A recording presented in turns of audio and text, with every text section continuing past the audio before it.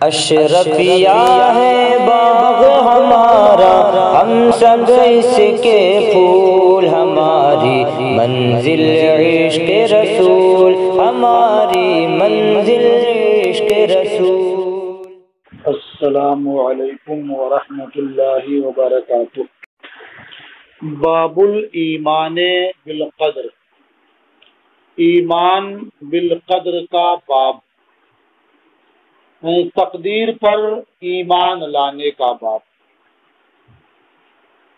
اللہ تبارک و تعالی نے تمام مخلوق کی تقدیر لکھ دی ہے، سب کا فیصلہ فرما دیا ہے، اسی کو قضا اور قدر کہا جاتا ہے۔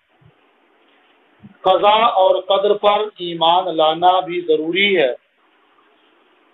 یہ قضا کی مختلف قسمیں ہوتی ہیں، مثلا قضائے مبرم ہے، قضائے معلق ہے، اور ایک تیسری قسم بھی ہے قضائے معلق شبیہ بمبرم۔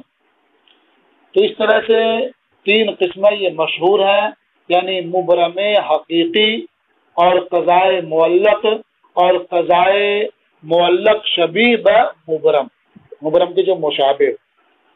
اس کی تفصیل آپ دیکھنا چاہیں تو صدر الشریعہ الرحمٰن نے بہار شریعت کے شروع میں، یعنی پہلے حصے میں تفصیل سے نقل کر فرما دیا ہے، آپ وہاں دیکھ لیں گے تو آپ کے لیے بہت آسانی ہوگی۔ میں اختصار کے ساتھ کچھ باتیں یہاں عرض کر دیتا ہوں۔ دیکھیے، تقدیر کا مسئلہ بڑا اہم ہے، بڑا نازک ہے، اس لیے آدمی کو اس پر ایمان رکھنا چاہیے اور تقدیر کے سلسلے میں بہت زیادہ بحث نہیں کرنی چاہیے، بہت زیادہ اس میں الجھنا نہیں چاہیے، پڑھنا نہیں چاہیے آدمی کو۔ قضائے مبرم کا مطلب یہ ہوتا ہے کہ اللہ تعالیٰ نے فیصلہ فرما دیا ہے اور وہ علم الہی میں جیسا ہے ویسا واقع ہو کر رہے گا، اس میں کوئی تبدیلی نہیں ہو سکتی۔ اگر کبھی اللہ کے مقرب بندے اس کے تعلق سے کچھ سوال کرتے ہیں تو انہیں اس کے بدلے دوسری چیزیں عطا کر دی جاتی ہیں اور ان کے تسلی کے لیے سامان فراہم کر دیا جاتا ہے۔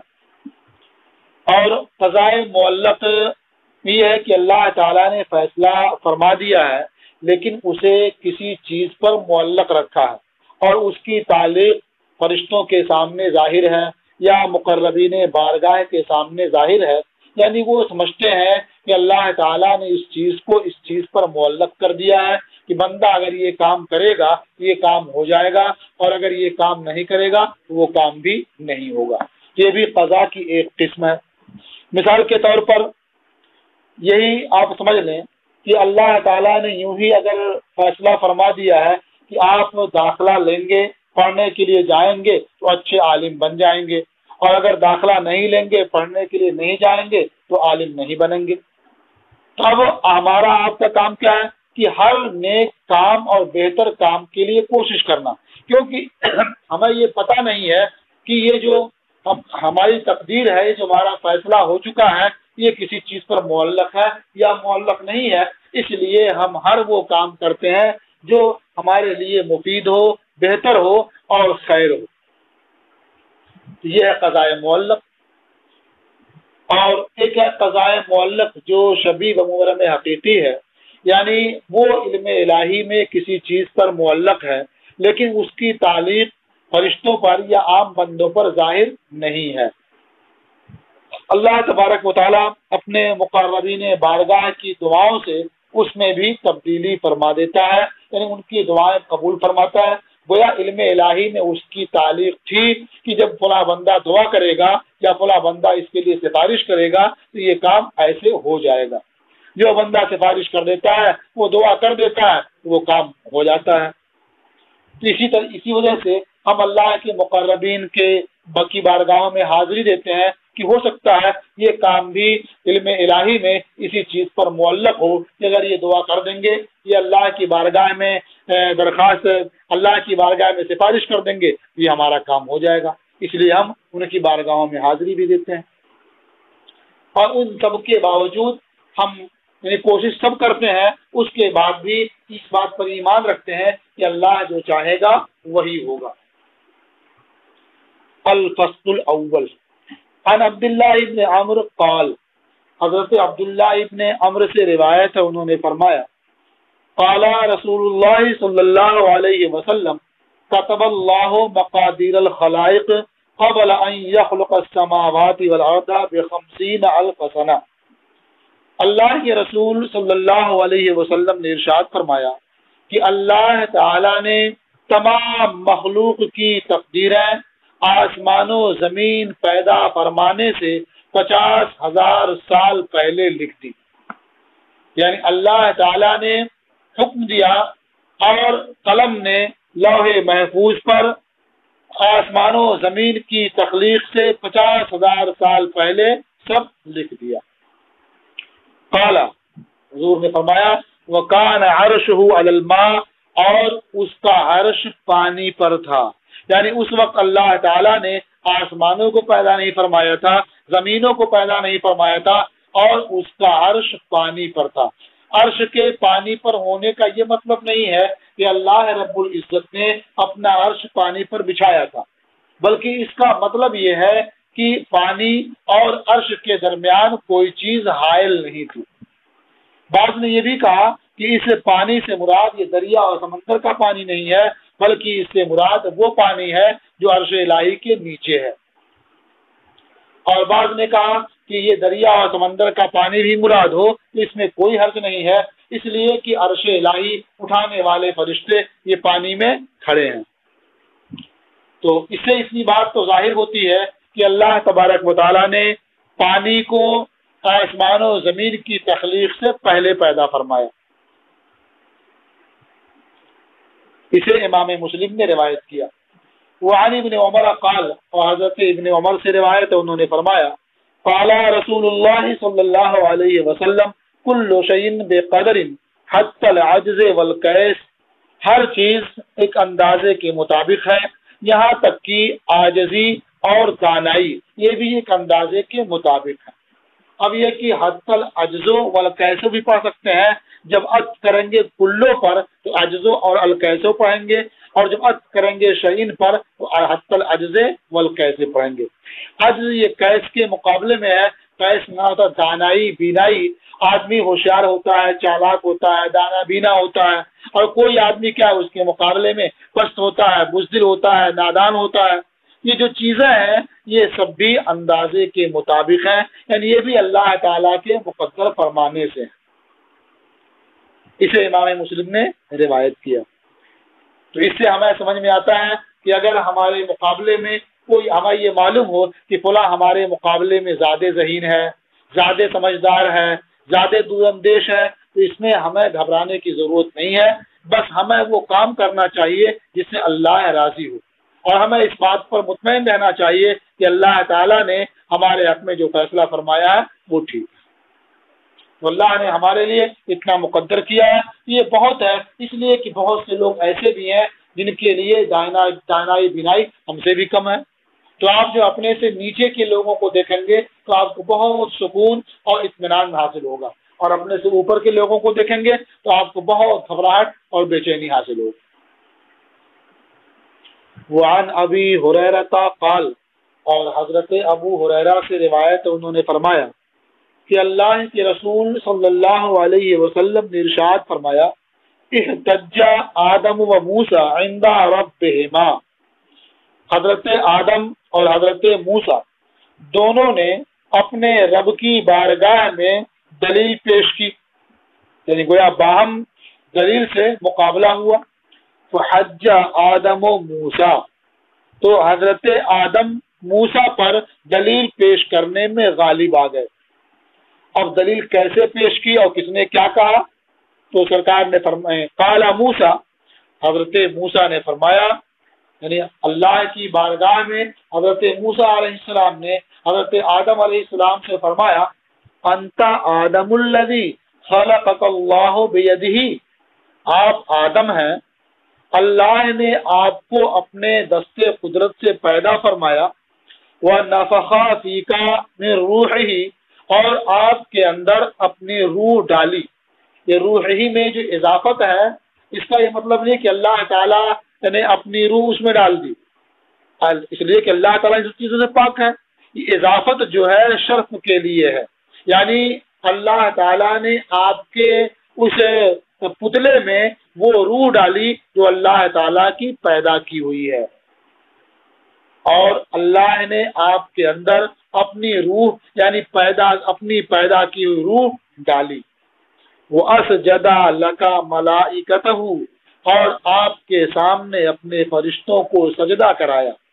وَأَسْكَنَكَ فِي جَنَّتِهِ، اور آپ کو اپنی جنت میں ٹھہرایا. ثُمَّ أَهْبَطَ النَّاسَ بِخَطِيئَتِكَ إِلَى الْأَرْضِ، پھر آپ نے اپنی خطا کی وجہ سے تمام لوگوں کو زمین کی طرف اتار دیا.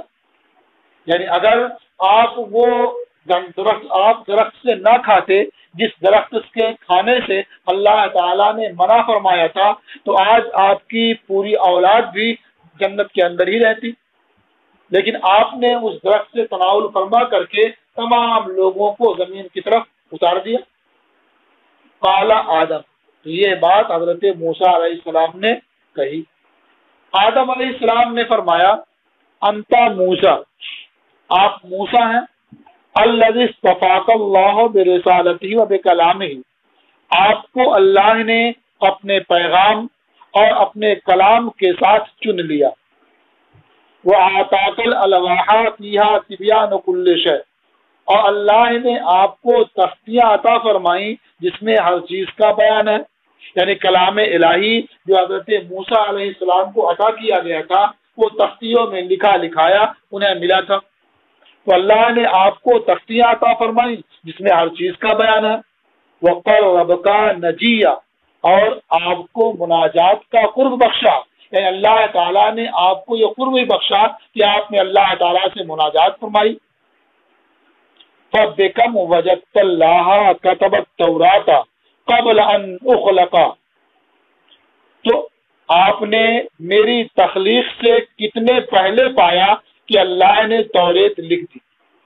یعنی اللہ تعالیٰ نے قلم کو حکم دیا یا فرشتے کو حکم دیا جس نے توریت کو تختیوں میں لکھ دیا، تو آپ نے میری تخلیق سے کتنے پہلے پایا یہ کہ اللہ تعالیٰ نے توریت تختیوں میں لکھ دی. فَبِكَمْ وَجَدْتَ اللَّهَ كَتَبَ التَّوْرَاةَ قَبْلَ أَنْ أُخْلَقَ، تو کتنا زمانہ پہلے آپ نے پایا کہ اللہ نے توریت لکھ دی مجھے پیدا ہونے سے پہلے. میری تخلیق سے کتنے زمانہ پہلے اللہ نے توریت لکھ دی. تو اللہ کے لکھنے سے مراد کیا ہے؟ یعنی اللہ نے قلم کو حکم دیا، قلم نے الواح پر لکھ دیا، یا اللہ نے فرشتوں کو حکم دیا اور فرشتوں نے لکھ دیا.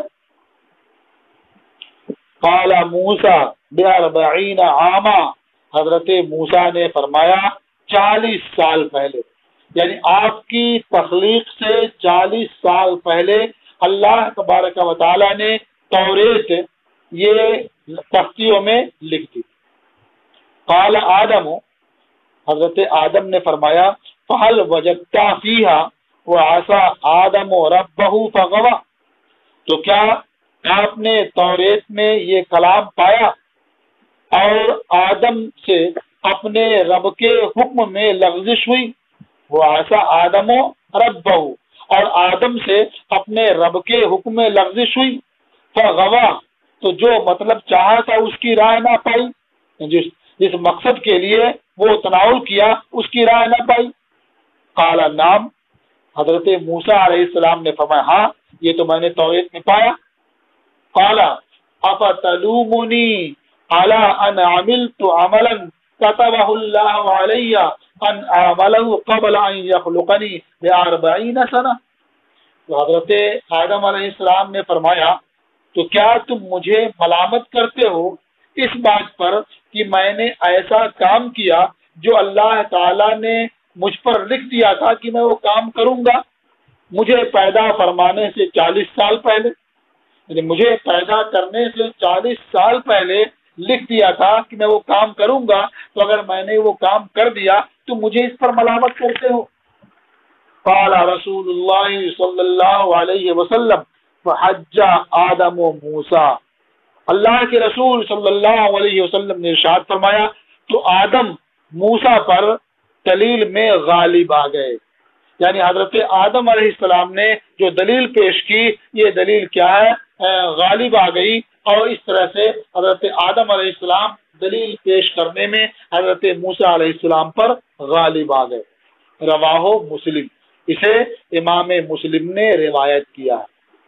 لیکن اس حدیث سے کوئی یہ نہ سمجھے کہ وہ جو گناہ چاہے کرتا رہے اور بعد میں یہ کہہ دے کہ اللہ تعالیٰ نے لکھا تھا تو یہ ہوا، اس لیے کہ بندے یہ اللہ تعالیٰ کے لکھنے سے مجبور نہیں ہوئے ہیں، اللہ تعالیٰ نے آپ کو اختیار دیا ہے اور اسی کا حساب و کتاب ہوگا۔ اللہ یہ اور بات ہے کہ آپ جیسا اپنی مرضی سے اپنے اختیار سے کرنے والے تھے اللہ تعالیٰ نے ویسا ہی لکھا ہے۔ حضرت آدم علیہ السلام سے جو یہ معاملہ سرزد ہوا تو اللہ تعالیٰ نے اسے بخش دیا، معاف فرما دیا، اس لیے اس کو اس طرح سے آپ ذکر نہیں کر سکتے، اسے اپنے لیے آپ دلیل نہیں بنا سکتے کہ جس طرح ان سے یہ کام ہو گیا اس طرح مجھ سے بھی ہو گیا، آپ دلیل نہیں بنا سکتے۔ وعن ابن مسعود قال حدثنا رسول اللہ صلی اللہ علیہ وسلم وهو الصادق المصدوق۔ حضرت عبداللہ ابن مسعود سے روایت ہے، انہوں نے فرمایا ہم سے اللہ کے رسول صلی اللہ علیہ وسلم نے حدیث بیان فرمائی، وهو الصادق المصدوق، اور وہ صادق و مصدوق ہیں۔ صادق کا معنی ہوا سچ بولنے والا، اپنے اقوال احوال افعال میں سچا، تو وہ صادق ہیں، یعنی انہوں نے جو کچھ بھی اپنی امت سے کہا، جو کچھ کیا، جو کچھ بیان فرمایا، سب میں وہ سچے ہیں۔ المصدوق، مصدوق کا معنی ہے جو انہیں اللہ کی جانب سے اطلاع دی گئی، جو خبر دی گئی، جو وحی آئی، وہ سب واقعے کے مطابق اور سچ ہے۔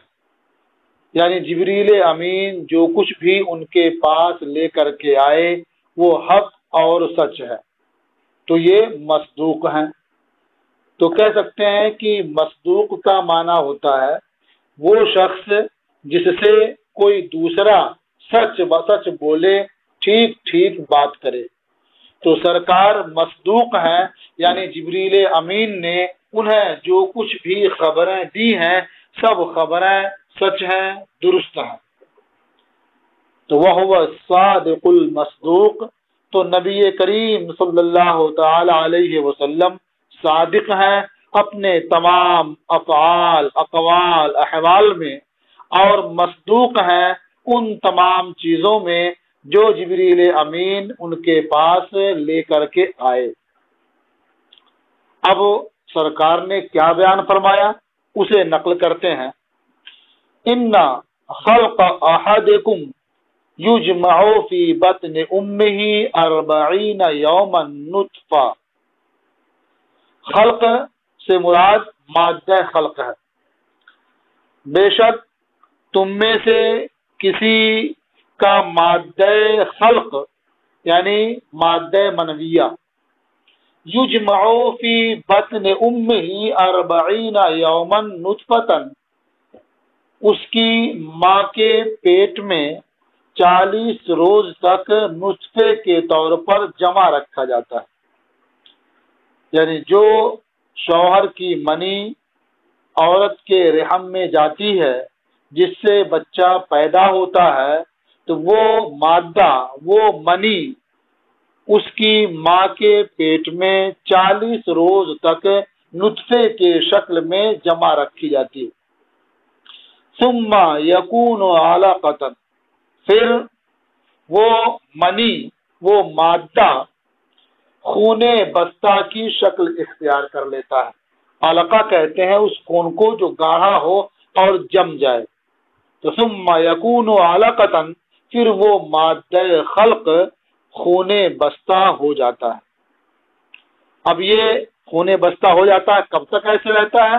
مثل ذالک، اے مثل ذالک الزمان، تو پہلے کا زمانہ 40 دن کا ہے، اسی کے مثل وہ علقہ ہوتا ہے، خون بستہ ہوتا ہے، یعنی 40 دن تک وہ جمع ہوا خون ہوتا ہے۔ ثم یکون مضغۃ مثل ذلک، پھر وہ خون بستہ گوشت کا لتھڑا ہوتا ہے اسی کے مثل، یعنی 40 دن۔ تو 40 دن وہ لطفہ رہتا ہے، پھر 40 دن وہ خون بستہ ہو جاتا ہے، پھر 40 دن وہ گوشت کا لتھڑا ہوتا ہے، یہ کل 120 دن ہوئے۔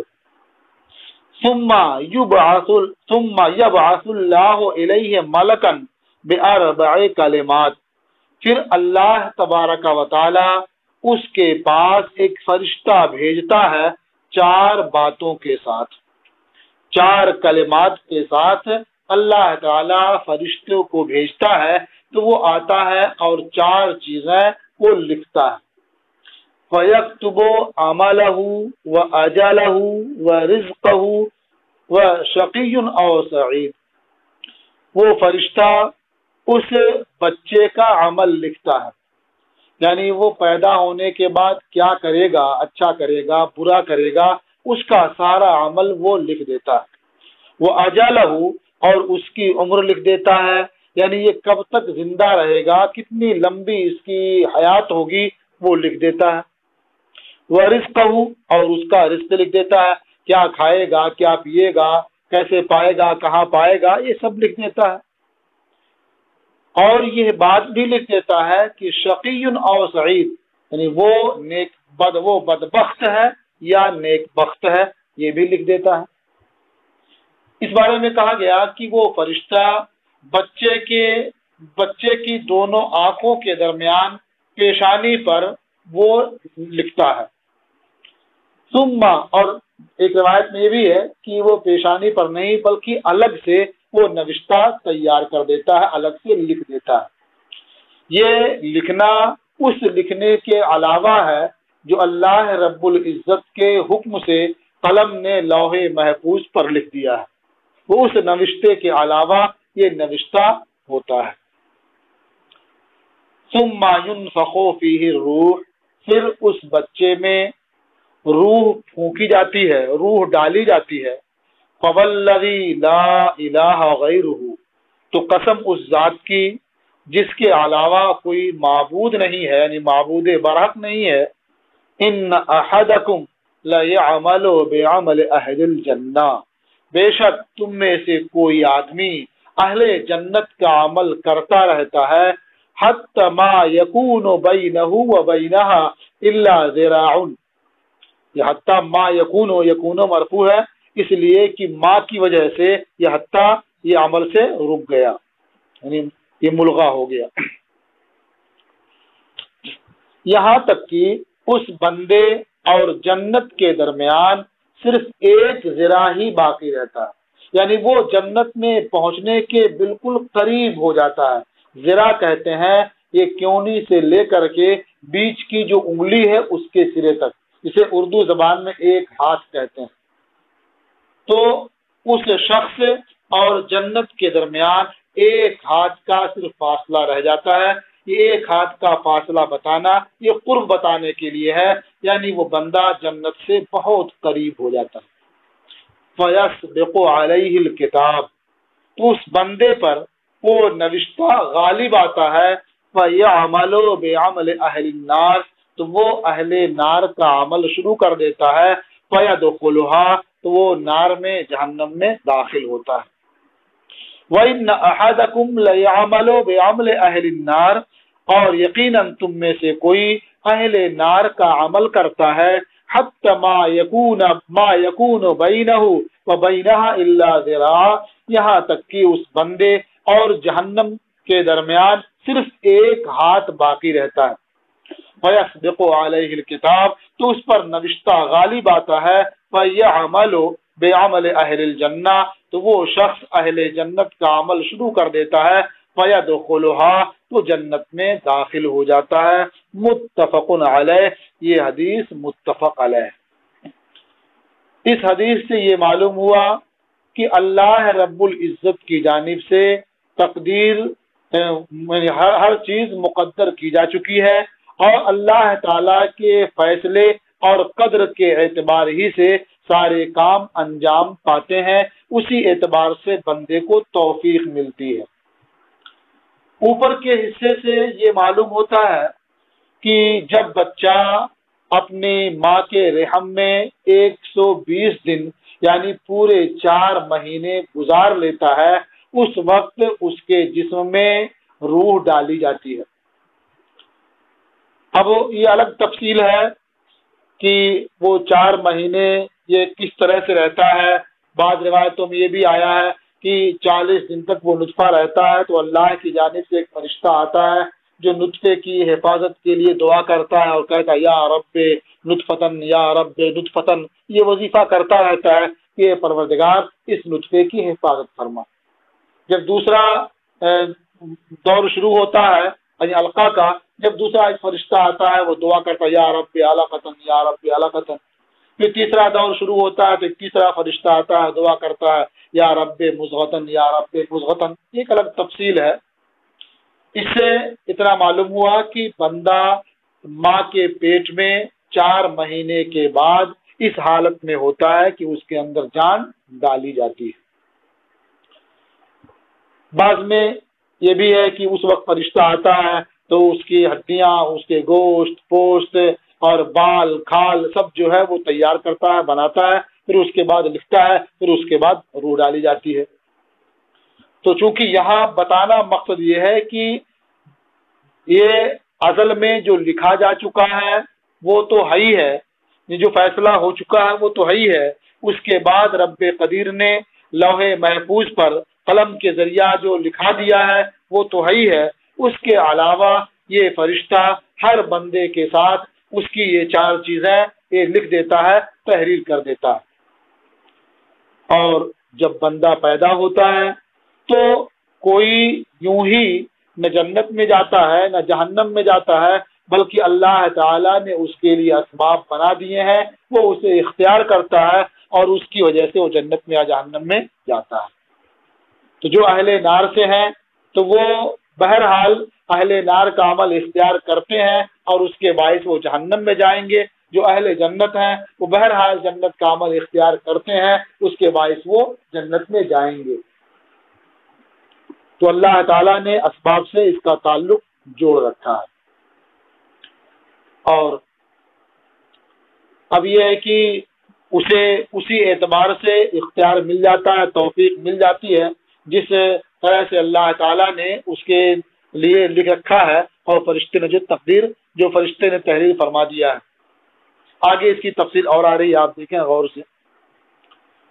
وعن سہل بن سعد قال، اور سہل بن سعد سے روایت ہے، انہوں نے فرمایا قال رسول اللہ صلی اللہ علیہ وسلم ان العبد لا يعمل عمل اہل النار، اللہ کے رسول صلی اللہ علیہ وسلم نے ارشاد فرمایا یقیناً بندہ اہل نار کا عمل کرتا ہے، وَإِنَّهُ مِنْ أَهْلِ الْجَنَّةِ، حالانکہ وہ اہل جنت سے ہے، وَيَعْمَلُ عَمَلَ أَهْلِ الْجَنَّةِ، اور بندہ اہل جنت کا عمل کرتا ہے، وَإِنَّهُ مِنْ أَهْلِ النَّارِ، حالانکہ وہ اہل نار سے ہے، وَإِنَّمَا الْأَعْمَالُ بِالْخَوَاتِيمِ، اور یقیناً اعمال کا اعتبار خاتمے ہی سے ہے، یعنی خاتمہ کس پر ہوتا ہے اس کا اعتبار ہے، اسی پر مدار بھی ہے۔ تو اس سے یہ سمجھ میں آیا کہ کوئی بندہ اگر نیک کام کر رہا ہے، جنت کا عمل کر رہا ہے، تو اسے عجب و تکبر میں مبتلا نہیں ہونا چاہیے، بلکہ اللہ تعالیٰ کی بارگاہ میں دعا کرتے رہنا چاہیے کہ اللہ تعالیٰ اسی طرح نیک اعمال پر اسے ثابت قدم رکھے۔ کہیں ایسا نہ ہو کہ آخر میں وہ نیک اعمال چھوڑ کر کے برے اعمال کا ارتکاب کرنے لگے اور اسی میں اس کی موت آئے۔ تو اور برے عمل کرنے والے کو اللہ کی بارگاہ سے امید رکھنی چاہیے اور اس بات کی کوشش کرنی چاہیے کہ برے اعمال سے تائب ہو جائے اور نیک عمل شروع کر دے، اور ہمیشہ آدمی اس بات کے لیے مستعد رہے اور نیک عمل کرتا رہے کہ جانے کب اس کی روح قبض کر لی جائے، تو اعتبار تو خاتمے کا ہوگا تاکہ اس کا خاتمہ بالخیر ہو۔ وعن عائشہ رضی اللہ عنہا قالت، اور حضرت عائشہ رضی اللہ تعالی عنہا سے روایت ہے، انہوں نے فرمایا دعیا رسول اللہ صلی اللہ علیہ وسلم الی جنازت صبی من الانصار، اللہ کے رسول صلی اللہ علیہ وسلم کو انصار میں سے ایک بچے کے جنازے کے لیے بلایا گیا۔ ان لوگوں نے اطلاع کیا رسول اللہ ایک بچے کا انتقال ہو گیا ہے، تشریف لے چلیں جنازہ پڑھ لیں۔ تو جب سرکار تشریف لے جانے لگے تو وہ فرماتی ہیں فقلت یا رسول اللہ طوبى لہذا، میں نے عرض کیا کہ اللہ کے رسول اس بچے کے لیے طوبہ، طوبہ کا معنی ہوتا ہے شجر طوبہ، یعنی وہ درخت کا ایک نام ہے جو درخت جنت میں ہے، شجر طوبہ کہتے ہیں اسے۔ طوبہ کا معنی ہوتا ہے بہتر زندگی، اچھی زندگی۔ طوبہ کا معنی خیر و برکت بھی ہے۔ تو فرماتی ہیں کہ میں نے عرض کیا یا رسول اللہ اس بچے کے لیے شجر طوبہ ہے یا بہتر زندگی ہے یا اللہ کی جانب سے رحمت ہے، خیر ہے۔ اب وہ اس کے بعد آگے وضاحت بھی فرما دی اس کی، عصفور من عصافیر الجنہ، یعنی یہ بچہ جنت کے چھوٹے پرندوں میں سے ایک چھوٹا پرندہ ہے، یعنی یہ جنت میں جائے گا اور جہاں چاہے گا پرواز کرے گا، اس کے لیے کوئی ممانعت نہیں ہوگی۔ گویا انہوں نے یقین کے ساتھ اس بات کو بیان کیا کہ یہ بچہ جنتی ہے، اور اس کی دلیل کے طور پر کہا لم یعمل السوء، اس بچے نے کوئی گناہ نہیں کیا ہے، کوئی برا عمل نہیں کیا ہے، ولم یدرکہ، اور برے عمل کا زمانہ یا وقت پایا ہی نہیں، اس لیے کہ عمل کا اصل معاملہ یہ مکلف کے لیے ہے، اگر مکلف حکم کے خلاف کرتا ہے تو وہ گنہگار ہوتا ہے، اور بچے مکلف ہی نہیں ہے تو جو بھی کریں ان کے لیے کوئی گناہ نہیں ہے، گویا اس نے ابھی اس کی عمر بھی نہیں پائی تھی۔ فقالا، یہ سن کر کے نبی کریم صلی اللہ تعالی علیہ وسلم نے ارشاد فرمایا آوا غیر ذالک، اس عبارت پہ غور کیجئے گا اور اس کو سمجھ لیجئے گا۔ فقال آوا غیر ذالک، اس میں اصل عبارت ہے، یہ عبارت یہاں مقدر ہے، یہ حمزہ استفہام ہے، یعنی اتعتقدی ما قلت، عائشہ جو تو نے کہا کیا تمہیں اس کا یقین ہے؟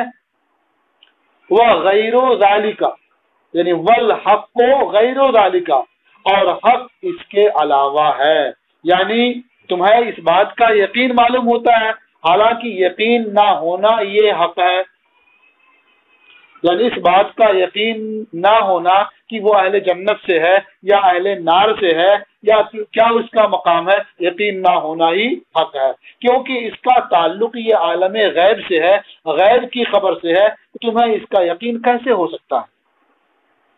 فرمایا اوا غیر ذالک، تو آج حمزہ استفہام ہے، اس کے بعد تعتقدی ما قلت یہ مقدر ہے، وا کے بعد الحق مقدر ہے، والحق غیر ذالک۔ یا عائشہ ان اللہ خلق للجنت اہلا، اے عائشہ بے شک اللہ نے جنت کے لیے اہل پیدا فرمائے ہیں، خلقہم لہا، جنہیں اللہ نے جنت کے لیے پیدا کیا ہے، وہم فی اصلاب آبائہم، اس حال میں کہ وہ اپنے آبا کی صلبوں میں ہیں، یعنی اللہ تعالیٰ نے ان کی جنت مقدر فرما دی ہے، حالانکہ ابھی وہ دنیا میں نہیں آئے ہیں بلکہ اپنے آبا کی صلبوں میں ہیں۔ وَخَلَقَ لِلنَّارِ أَهْلًا، اور اللہ نے نار کے لیے کچھ اہل بنائے ہیں، خَلَقَهُمْ لَهَا وَهُمْ فِي أَصْلَابِ آبَائِهِمْ، اللہ نے انہیں نار کے لیے پیدا فرمایا ہے حالانکہ ابھی وہ اپنے آبا کی صلبوں میں ہیں۔ اس بارے میں کہ بچے جنت میں جائیں گے یا جہنم میں جائیں گے یا اعراف میں رہیں گے، اقوال مختلف ہیں۔ مومنین کے بچوں کے بارے میں یہ کہا گیا کہ وہ جنت میں جائیں گے، اور ایک قول یہ بھی ہے کہ وہ اعراف میں رہیں گے۔ کفار کے بچوں کے بارے میں کہا گیا کہ وہ جہنم میں جائیں گے، یہ کہا گیا کہ وہ اعراف میں رہیں گے، یہ بھی کہا گیا کہ وہ جنت میں جائیں گے۔ دنیا کے اعتبار سے ان کا حکم یہ ہے بچوں کا کہ بچے خیر الابوین کے تابع ہوتے ہیں، یعنی بچے کے ماں باپ میں اگر کوئی مسلمان ہے تو اس بچے کے ساتھ اس کے مسلمان ماں یا باپ کا جو معاملہ ہے وہی کیا جائے گا. یعنی کوئی ایک بھی اگر مسلمان ہے تو بچے کو مسلمان سمجھ کر کے غسل دیا جائے گا اور اسے کفن دیا جائے گا اور نماز جنازہ پڑھی جائے گی اور دفن کیا جائے گا. وہ سارا کام مسلمانوں جیسا اس کے ساتھ کیا جائے گا. آخرت میں کیا ہوگا، کہاں رہے گا، تو اس کے بارے میں تینوں قول آپ نے سن لیا ہے. راجح یہ ہے کہ اللہ تبارک و تعالیٰ انہیں جنت میں داخل فرمائے گا، اس لیے کہ رب کریم کی شان سے یہ بہت بعید ہے کہ انہیں بغیر کسی جرم کے جہنم میں داخل فرمائے. ویسے وہ مالک ہے، فعال لما یرید ہے، اس کی بارگاہ میں کسی کے لیے مجال دم زدن نہیں ہے، لیکن اس کی شان سے یہ بعید معلوم ہوتا ہے. اب یہ ہے کہ نبی کریم صلی اللہ تعالی علیہ وسلم نے انہیں منع کر دیا اس بات سے، تو اس میں اس بات کا احتمال ہے کہ اس وقت تک نبی کریم صلی اللہ تعالی علیہ وسلم کو اس بات کا علم نہ دیا گیا ہو کہ مسلمان کے بچے یہ جنت ہی میں جائیں گے، اس لیے آپ نے اس کا اظہار فرمایا. دوسرے، اس میں اس بات کا بھی شبہ ہو رہا تھا کہ وہ جنت میں جائیں گے کس وجہ سے، یہ مسلمان ماں باپ کے بچے ہیں، لیکن ماں باپ کا مسلمان ہونا یقینی ہے یا نہیں ہے یہ تو معلوم نہیں ہو سکتا ایسے ہی. تو اس کے جنتی ہونے کا قول کرنا یہ اس بات کو مستلزم ہے کہ آدمی اس کے ماں باپ کے جنتی ہونے کا قول کر رہا ہے، اس لیے آپ نے منع فرمایا. یعنی یقین نہیں ہو سکتا، جزم نہیں ہو سکتا، یہ آپ نے فرمایا. لیکن جب بعد میں یہ فرما دیا گیا کہ مسلمان کی اولاد، مسلمانوں کے بچے جنت میں جائیں گے، تو اسی لیے کہا گیا کہ راجح یہی ہے کہ اللہ تبارک و تعالیٰ ان کے بچوں کو جنت میں داخل فرمائے گا. رواہ مسلم، اسے امام مسلم نے روایت کیا ہے. وعن علی رضی اللہ عنہ قال، اور حضرت علی رضی اللہ تعالی عنہ سے روایت ہے، انہوں نے فرمایا قال رسول اللہ صلی اللہ علیہ وسلم ما منکم من احد الا وقد كتب مقعده من النار. اللہ کے رسول صلی اللہ علیہ وسلم نے ارشاد فرمایا کہ تم میں سے کوئی نہیں مگر یہ کہ اللہ نے اس کا ٹھکانہ جہنم سے لکھ دیا ہے، وَمَقْعَدَهُ مِنَ الْجَنَّةِ، اور اس کا ٹھکانہ جنت سے لکھ دیا ہے. یا کتبہ یہ مجہول پڑھا جائے اور مقعدہ اس کا نائب فاعل ہو، تو اب معنی ہوگا تم میں سے کوئی نہیں مگر یہ کہ اس کا ٹھکانہ جہنم سے لکھ دیا گیا ہے اور اس کا ٹھکانہ جنت سے لکھ دیا گیا ہے. تو کہا گیا واو یہ او کے معنی میں ہے، یعنی اس کا ٹھکانہ جنت سے لکھ دیا گیا ہے یا اس کا ٹھکانہ جہنم سے لکھ دیا گیا ہے. اور اگر واو یہ او کے معنی میں نہ ہو بلکہ واو کے معنی میں ہو، جب بھی اس میں کوئی حرج نہیں ہے، اس کا مفہوم یہ ہوگا کہ اللہ تعالیٰ نے ہر ایک کا ٹھکانہ جنت میں بھی اور جہنم میں بھی بنا دیا ہے، اور اسی لیے کسی بھی جنتی کو جنت میں داخل کرنے سے پہلے اس کا جہنمی ٹھکانہ دکھایا جائے گا اور یہ کہا جائے گا کہ اگر تم ایمان نہ لاتے اور اس طرح سے نیک اعمال نہ کرتے تو تمہارا ٹھکانہ یہ تھا، اور اس کے بعد کی جنت میں اسے داخل کیا جائے گا اور کہا جائے گا کہ تو نے ایمان قبول کیا اور نیک اعمال کیے، اس لیے تیرا ٹھکانہ اب یہ ہے.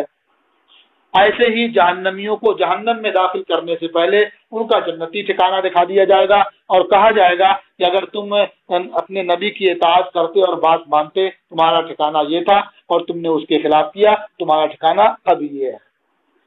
تو اس طرح واو اگر اپنے معنی میں ہو، او کے معنی میں نہ ہو، جب بھی کوئی حرج نہیں ہے، اور او کے معنی میں ہو تو یہ اس لحاظ سے زیادہ ظاہر ہوگا کہ اس کا ٹھکانہ لکھ دیا گیا ہے کہ وہ جہنم میں رہے گا یا جنت میں رہے گا. قالوا یا رسول اللہ افلا نتکل علی کتابنا وندع العمل. صحابہ نے عرض کیا یا رسول اللہ تو کیا ہم اپنے نوشتے پر بھروسہ نہ کر لیں؟ یعنی جب لکھ دیا گیا ہے کہ ہم جنت میں رہیں گے یا جہنم میں رہیں گے تو کیا ہم اسی نوشتے پر بھروسہ نہ کر لیں؟ وندع العمل، اور عمل چھوڑ دیں، یعنی عمل کرنے کی کیا ضرورت ہے؟ قال، سرکار نے ارشاد فرمایا اعملوا عمل کرو، فَكُلٌّ مُيَسَّرٌ لِمَا خُلِقَ لَهُ، کیونکہ ہر شخص کو اسی کی توفیق دی جاتی ہے جس کے لیے اسے پیدا کیا گیا ہے۔ یعنی اللہ تبارک و تعالیٰ نے اگر جنت کے لیے پیدا کیا ہے تو اسے عمل خیر کی توفیق عطا فرماتا ہے، اور جہنم کے لیے پیدا کیا ہے تو اسے عمل شر کی، عمل بد کی توفیق دیتا ہے، اس کے لیے اسے آسان کر دیتا ہے۔ اما من کانا من اہل السعادت فَسَيُيَسَّرُ لِعَمْلِ السَّعَادَةِ، وہ شخص جو اہل سعادت سے ہے اس کے لیے عمل سعادت کو آسان کر دیا جاتا ہے۔ وَأَمَّا مَنْ كَانَ مِنْ أَهْلِ الشَّقَاوَةِ، اور جو اہل شقاوت سے ہے، جو بدبختوں میں سے ہے، فَسَيُيَسَّرُ لِعَمْلِ الشَّقَاوَةِ، تو اس کے لیے عمل شقاوت کو آسان کر دیا جاتا ہے، اسے عمل شقاوت کے لیے آسانی فراہم کر دی جاتی ہے۔ ثم قرأ، پھر نبی کریم صلی اللہ تعالی علیہ وسلم نے اس آیت کی قرأت فرمائی، فَأَمَّا مَنْ عَاتَ وَاتَّقَى وَصَدَّقَ بِالْحُسْنَى، یعنی وہ جس نے دیا، یعنی اپنا مال اللہ کی راہ میں خرچ کیا، وَاتَّقَى اور پرہیزگاری اختیار کی، یعنی ممنوعات و محرمات سے بچا، وَصَدَّقَ بِالْحُسْنَى اور سب سے اچھی بات کو سچ مانا، یعنی ملت اسلام کو سچ مانا، اس کی تصدیق کی۔ متفق علیہ، یہ حدیث متفق علیہ۔ وعن ابی ہریرہ قال، اور حضرت ابو ہریرہ سے روایت ہے، انہوں نے فرمایا، قال رسول اللہ صلی اللہ علیہ وسلم ان اللہ كتب علی ابن آدم حظہ من الزنا، اللہ کے رسول صلی اللہ علیہ وسلم نے ارشاد فرمایا، بے شک اللہ نے ابن آدم پر زنا سے اس کا حصہ لکھ دیا ہے، ادرکا ذالک لا محالۃ، وہ بندہ اسے یقینی طور پر پائے گا، یعنی جو جس حد تک زنا کرنے والا تھا اللہ تعالیٰ نے اس حد تک زنا کا حصہ اس کا لکھ دیا ہے، وہ ضرور اسے پائے گا۔ فَزِنَا الْعَيْنِ النَّظَرُ، تو آنکھ کا زنا یہ نظر بد ہے، وَزِنَا اللِّسَانِ الْمَنْطِقُ، اور زبان کا زنا یہ بری بات کرنا ہے، وَالنَّفْسُ تَمَنَّا وَتَشْتَهِي، اور نفس یہ تمنا کرتا ہے اور خواہش کرتا ہے، وَالْفَرْجُ يُصَدِّقُ ذَلِكَ وَيُكَذِّبُهُ، اور شرمگاہ اس کی تصدیق کرتی ہے اور اس کی تکذیب کرتی ہے۔ یہ زنا کے مختلف مراتب اور مختلف درجات ہو گئے۔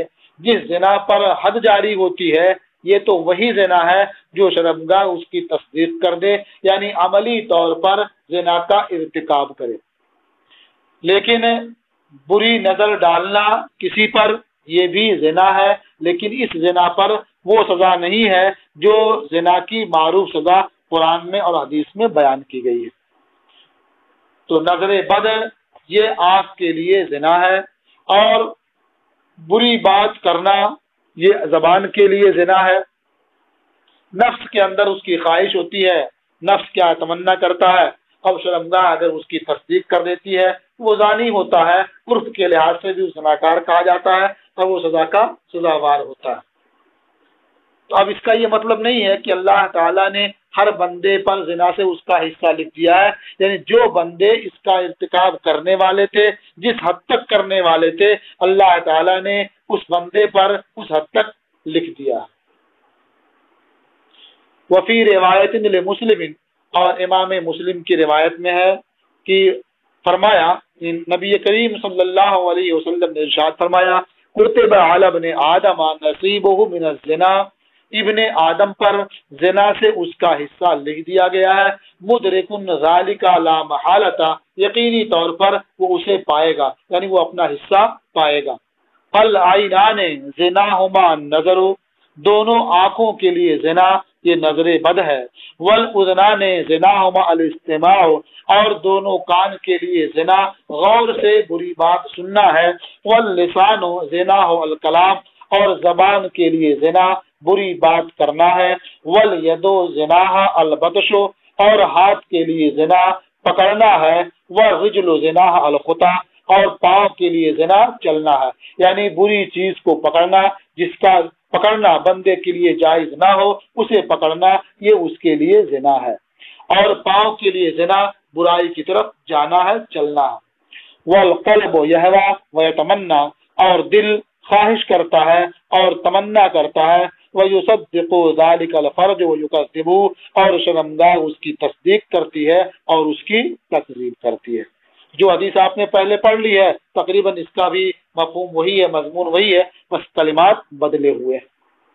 وعن عمران بن حسین، اور عمران ابن حسین سے روایت ہے، ان رجلین من مزینہ قال یا رسول اللہ، قبیلہ مزینہ کے دو لوگوں نے عرض کیا، اے اللہ کے رسول، ارأیت ما یعمل الناس اليوم ویقدحون فیہ، ارائیتا کہ اہل عرب استعمال کرتے ہیں اخبرنی کے معنی میں بھی، تو یہاں ارائیتا اخبرنی کے معنی میں ہے، اس لیے آپ بین سطور میں دیکھ رہے ہوں گے ارائیتا کے نیچے اخبرنی لکھا ہوا ہے۔ تو یا رسول اللہ ارائیتا، یعنی یہ اللہ کے رسول مجھے آپ بتائیں، ما یعمل الناس اليوم، آج لوگ جو عمل کر رہے ہیں، ویقدحون فیہ، اور جس کام میں وہ مشقت اٹھا رہے ہیں، جس کی تحصیل کی وہ کوشش کر رہے ہیں، اشیء قضی علیہم، کیا وہ ایسی چیز ہے، وہ ایسا عمل ہے جس کا ان پر فیصلہ ہو چکا ہے، ومضی فیہم من قدر سبق، اور ان میں ازل میں تقدیر گزر چکی ہے، یعنی ازل میں اس بارے میں لکھا جا چکا ہے، او فیما یستقبلون بہ، یا ایسا کچھ نہیں ہے بلکہ اس کا تعلق اس سے ہے جو آئندہ زمانے میں وہ کریں گے، او فیما یستقبلون بہ، یا اس کا تعلق اس سے ہے جو وہ آئندہ کریں گے، اس میں سے جو ان کے نبی لے کر کے آئے اور جن پر اور ان پر جو حجت ثابت ہوئی۔ فقالا، اس کا حاصل کیا ہوا کہ جو کچھ بھی لوگ کر رہے ہیں، جس کے لیے کوشش کر رہے ہیں، محنت کر رہے ہیں، مشقتیں اٹھا رہے ہیں، کیا یہ سب ان کے حق میں ان کے لیے فیصلہ کیا جا چکا ہے اور یہ ازل میں لکھا جا چکا ہے، یا یہ کہ جیسا وہ کریں گے بعد میں ان کو لکھ دیا جائے گا؟ فقالا، سرکار نے ارشاد فرمایا، لا بل شیء قضی علیہم، نہیں بلکہ یہ ایسی چیز ہے جو ان پر فیصلہ کی جا چکی ہے، ومضی فیہم، اور اس میں تقدیر گزر چکی ہے، یعنی ازل میں ہی اسے مقدر کیا جا چکا ہے۔ وتصدیق ذالک فی کتاب اللہ عز وجل، اور اس کی تصدیق اللہ عز وجل کی کتاب میں ہے۔ وہ کیا ہے؟ اللہ تعالیٰ نے فرمایا، وَنَفْسٍ وَمَا سَوَّاهَا فَأَلْهَمَهَا فُجُورَهَا وَتَقْوَاهَا، اور جان کی قسم، اور اس کی جس نے اسے ٹھیک بنایا، وما سواہا، اور اس کی جس نے اسے ٹھیک ٹھیک بنایا، یعنی جس طرح چاہا اس طرح سے اس کے مطابق بنایا، فَأَلْهَمَهَا فُجُورَهَا وَتَقْوَاهَا، پھر اس کی بدکاری اور پرہیزگاری دل میں ڈال دی۔ تو اب ڈال دی یہ ماضی کا صیغہ ہے، تو مطلب یہ ہوا کہ اللہ تعالیٰ نے سب مقدر فرما دیا ہے اور بدکاری اور پرہیزگاری سب پہلے سے ڈال دی ہے، تو اس سے معلوم ہوا کہ سب کا فیصلہ ہو چکا ہے۔ لیکن یہ اس بات کے منافی نہیں ہے کہ بعد میں بھی لکھا جائے گا، یعنی کرامن کاتبین جو فرشتے لکھنے کے لیے مقرر ہیں، یہ اس کے منافی نہیں ہے، یہ تو لکھتے ہی رہیں گے، اور جو پہلے لکھا جا چکا ہے، جو قلم نے لوح محفوظ پر لکھا ہے وہ الگ ہے، اور جو فرشتہ ماں کے شکم میں لکھتا ہے وہ الگ ہے۔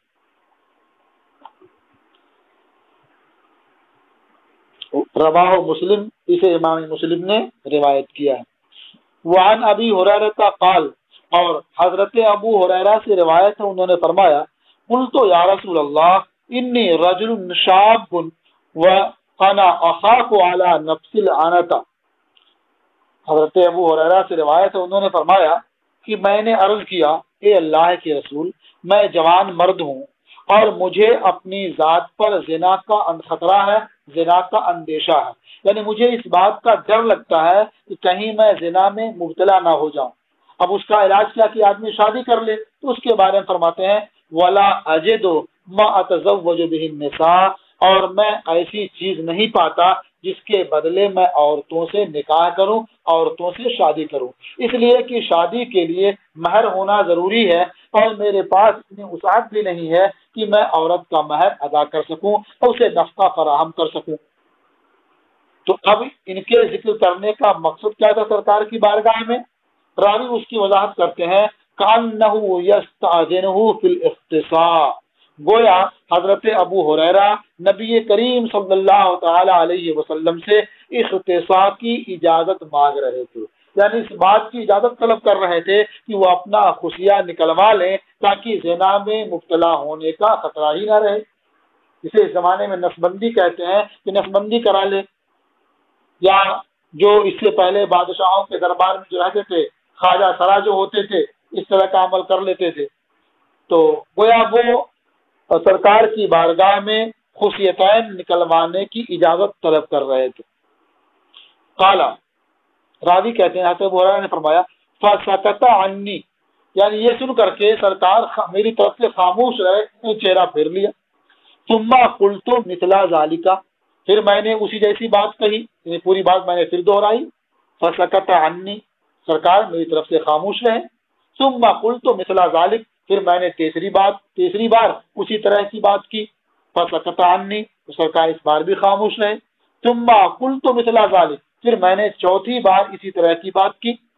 فقال النبی صلی اللہ علیہ وسلم، تو نبی کریم صلی اللہ تعالی علیہ وسلم نے ارشاد فرمایا یا ابا ہریرہ جف القلم بما انت لاق فاختص علی ذلک اوزر، اے ابو ہریرہ قلم خشک ہو چکا اس کے ساتھ جس سے تم ملنے والے ہو یا جو تمہیں چیز پیش آنے والی ہے، یعنی پہلے سب لکھا جا چکا ہے اور اس سے فراغت ہو چکی ہے، جو تم کرنے والے ہو یہ تمہارے سامنے پیش آنے والا ہے، اب تم اس کے باوجود چاہے خفیتین نکلواؤ یا چھوڑ دو۔ مطلب یہ ہے کہ اگر زنا میں مبتلا ہونا تمہارے لیے مقدر ہے تو تم خفیتین نکلوا کر کے بھی اس سے بچ نہیں سکتے۔ آج کے زمانے میں اس کی تصدیق بہت لوگ بڑی آسانی سے کر سکتے ہیں۔ آپ دیکھتے ہوں گے اخباروں میں یہ رپورٹ آتی ہے کہ عورتیں حکومت کے خلاف یا ڈاکٹروں کے خلاف کیس کر دیتی ہیں کہ میں نے 1 سال پہلے یا 2 سال پہلے نسبندی کروائی تھی اور اس کے بعد بھی حمل قرار پا گیا اور بچہ پیدا ہوا، لہذا اس بچے کا نام و نفقہ حکومت برداشت کرے کیونکہ اس کے فارمولے میں نے عمل کیا اور اس کے بعد بھی بچہ ہو گیا۔ تو اگر ہونا ہوگا بچہ تو نسبندی کے بعد بھی وہ بچہ ہو کر رہے گا، کچھ نہ کچھ خلل ایسا رہ جائے گا کہ نسبندی وہ کامیاب نہیں ہوگی۔ اس لیے آدمی کو چاہیے کہ ہمیشہ وہ کام کرے جس کا شریعت نے حکم دیا ہے، اس کے خلاف کبھی کوئی کام نہ کرے، اس لیے کہ خلاف کرنے کی وجہ سے وہ گنہگار تو ضرور ہوگا لیکن وہ جس سے بچنا چاہتا ہے وہ بچ جائے، کچھ ضروری نہیں۔ رواہ البخاری، اس لیے امام بخاری نے روایت کیا۔ وعن عبداللہ ابن عمر قال، اور حضرت عبداللہ ابن عمر سے روایت انہوں نے فرمایا قال رسول اللہ صلی اللہ علیہ وسلم ان قلوب بنی آدم كلها بین اصبعین من اصابع الرحمن كقلب واحد یصرفه کیف یشاء، اللہ کے رسول صلی اللہ علیہ وسلم نے ارشاد فرمایا بے شک بنی آدم کے تمام دل رحمان کی انگلیوں میں سے 2 انگلیوں کے درمیان ہے، ایک دل کی طرح سے، جیسے 2 انگلیوں کے درمیان ایک دل ہو ایسے ہی رحمان کی 2 انگلیوں کے درمیان بنی آدم کے تمام دل ہیں۔ یصرفہ کیف یشاء، وہ اسے گھماتا ہے جس طرح سے چاہتا ہے۔ یہ رحمان کی انگلیوں میں سے 2 انگلیوں کے درمیان ہے، یہ چیز بندوں کو سمجھانے کے لیے تشبیہ کے لیے، ورنہ رب تبارک و تعالی ہاتھ سے پاک ہے، جسم سے پاک ہے، انگلیوں سے پاک ہے، اور اس کے لیے 2 انگلیوں کے درمیان ہونا، قریب ہونا، دور ہونا کچھ فرق نہیں رکھتا ہے، اس کے لیے ساری چیزیں یکساں ہے، کوئی چیز اس سے دور یا قریب نہیں ہے، سب یکساں ہے اس کے لیے، اور کوئی چیز مشکل یا آسان بھی نہیں ہے، سب اس کے لیے برابر ہے۔ تو یہ بندوں کے فہم سے قریب کرنے کے لیے ایک صورت ہے کہ جیسے کوئی کسی شخص کے ہاتھ میں اس کی انگلیوں کے درمیان کوئی چھوٹی سی چیز ہو، جس طرح سے چاہے وہ اپنی انگلیوں کے ذریعہ اسے نچاتا رہے، گھماتا رہے، اسی طرح سے تمام بندوں کے دل، تمام انسانوں کے دل رحمان کے قبضے میں ہے، جس طرح سے وہ چاہتا ہے دلوں کو پھیر دیتا ہے۔ کبھی کبھی آپ دیکھتے ہوں گے ایسا ہوتا ہے، بڑا سے بڑا دشمن تھوڑی دیر میں بالکل آپ کے لیے نرم ہو جاتا ہے اور مہربان ہو جاتا ہے، تو اللہ تعالیٰ اس کے دل کو پھیر دیتا ہے۔ تو دل اس کے قبضے میں ہے، وہ جس طرح چاہتا ہے پھیرتا ہے۔